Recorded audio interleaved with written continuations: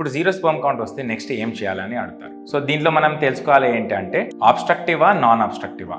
Obstructive అంటే sperm ఉత్పత్తి బాగా జరుగుతుంది కానీ స్పర్మ్ బయటకి రిలీజ్ అవ్వట్లేదు. బట్ నాన్ అబ్స్ట్రక్టివ్ అంటే స్పర్మ్ ఉత్పత్తిలోనే ప్రాబ్లమ్స్ ఉంటే దానికి నాన్ అబ్స్ట్రక్టివ్ అని అంటారు. ఇది ఎలా తెలుసుకోవాలి డిఫరెన్స్ అంటే ఫిజికల్ ఎగ్జామినేషన్లో doctor testis size, volume, consistency ఇవన్నీ చూసి చెప్తారు. ప్లస్ కొన్ని బ్లడ్ టెస్ట్ కూడా సజెస్ట్ చేస్తారు. ఈ బ్లడ్ టెస్ట్ అంటే hormonal test, general blood test కాదు.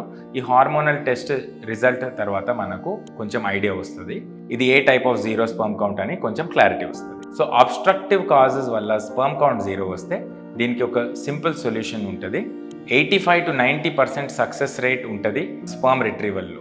బీజం నుంచి మనం డైరెక్ట్గా స్పర్మ్ తీయొచ్చు, లేదా టెస్టిక్యులర్ క్యాప్ అంటే ఎపిడైడిమిస్ నుంచి కూడా మనం స్పర్మ్స్ రిట్రీవ్ చేయొచ్చు. సన్న సూది ఉంటుంది, జస్ట్ ఒక చిన్న ఇంజెక్షన్ లాగా. దాంట్లో చాలా వరకు పేషెంట్స్కి సక్సెస్ఫుల్లీ స్పర్మ్స్ కూడా వచ్చాయి అండ్ ప్రెగ్నెన్సీస్ కూడా హెల్దీ ప్రెగ్నెన్సీస్ 9 month వరకు కంటిన్యూ అయ్యాయి.